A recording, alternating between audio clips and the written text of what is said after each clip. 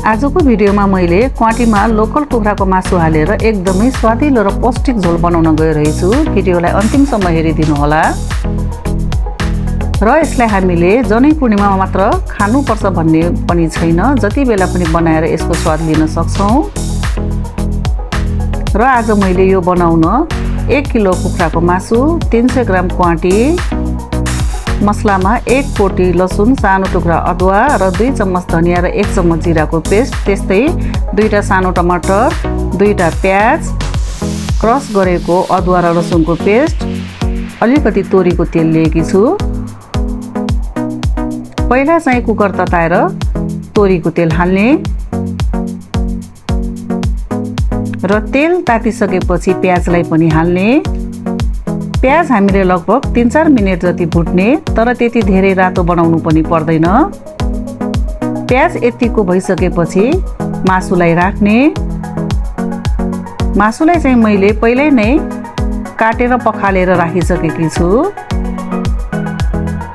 अब यसलाई एकचोटि राम्रोसित चलाउँदै भुट्ने।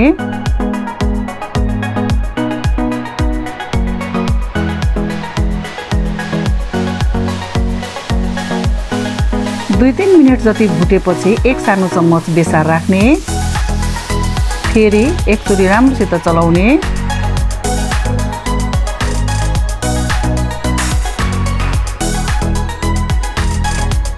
अब यो भुटेको पनि 4-5 मिनेट भइसक्यो। अब यसको माथि अघि कुच्चाएर राखेको अदुवा र लसुनको पेस्ट हाल्ने र यसको गन्ध नहटुन्जेल हामीले यसलाई 3-4 मिनेट जति भुट्ने।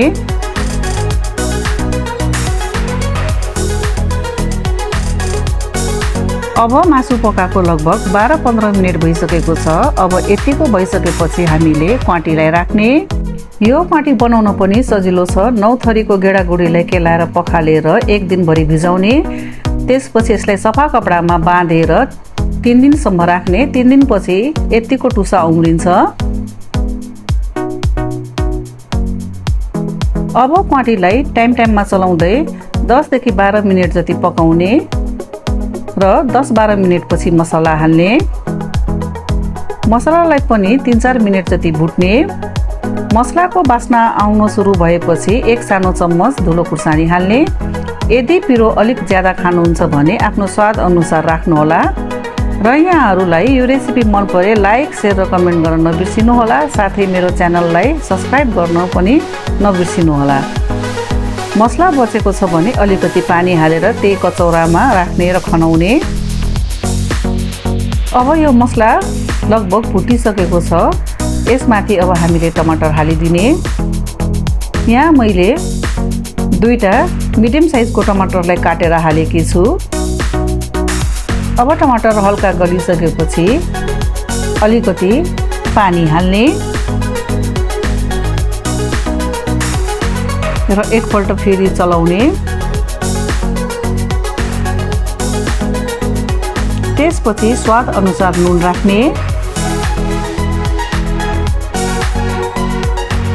एकपल्ट सबैलाई मिक्स गर्ने र अब झोलको लागि पानी हाल्ने। पानी चाहिँ तपाईहरूलाई कतिको झोल चाहिन्छ त्यही अनुसार राख्नुहोला। त्यसपछि कुकरको ढक्कन लगाएर 4 देखि 5 सिटी लगाउने। अब ग्यास अफ गरेर बाफ जान दिने।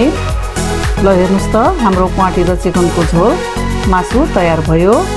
रुगा खोकी सर्दी लागेको बेला यहाँहरूले बनाएर खाँदा एकदमै लाभदायक हुन्छ।